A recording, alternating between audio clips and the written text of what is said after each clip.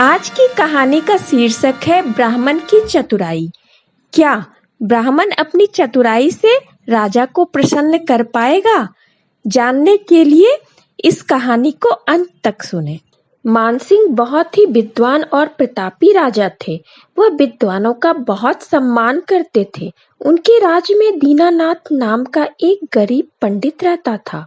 वह बहुत विद्वान और चतुर था। घर घर जाकर भिक्षा मांगता था, पर उसके परिवार को कभी-कभी भूखा ही सोना पड़ता था।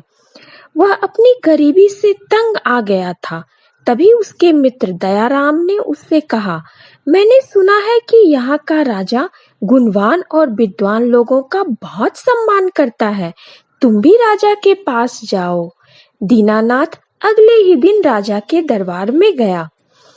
राजा को प्रणाम कर उसकी प्रशंसा में बहुत सुंदर कविता सुनाई। राजा कविता सुनकर बहुत प्रसन्न हुए। राजा ने पूछा, तुम कहाँ से आए हो? दीनानाथ ने जवाब दिया, मैं बनारस से आया हूँ। क्योंकि वह जानता था राजा भगवान शंकर के भक्त हैं। राजा ने पूछा, भगवान भोलेनाथ कैसे हैं? दीनानाथ ने कहा, आधे हो गए हैं।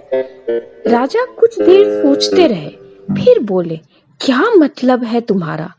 दीनानाथ ने कहा, मैं आपको समझाता हूँ। भगवान शंकर के आधे शरीर पर तो पार्वती का अधिकार है, तो आधे हुए ना? राजा दीनानाथ के उत्तर को सुनकर बहुत प्रसन्न हुए।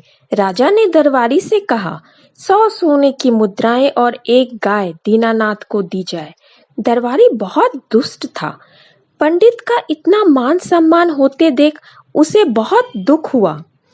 उसने 100 सोने की मुद्राएं और एक बिना दूध देने वाली गाय को दरबार में पेश किया। पंडित दीनानाथ को गाय की पहचान थी। वह दरबारी की दुष्टता को समझ गए। वह गाय के पास गए और उसके कानों में कुछ कहा, फिर उसके मुंह के पास अपना कान ले गए। राजा यह देखकर चौंक गए। उन्होंने दीनानाथ से पूछा, तुम क्या कर रहे हो? दीनानाथ ने कहा, गाय से बातें कर रहा हूँ महाराज। तुम जानवरों की भाषा समझते हो? जी महाराज। तो बताओ, गाय ने तुमसे क्या कहा?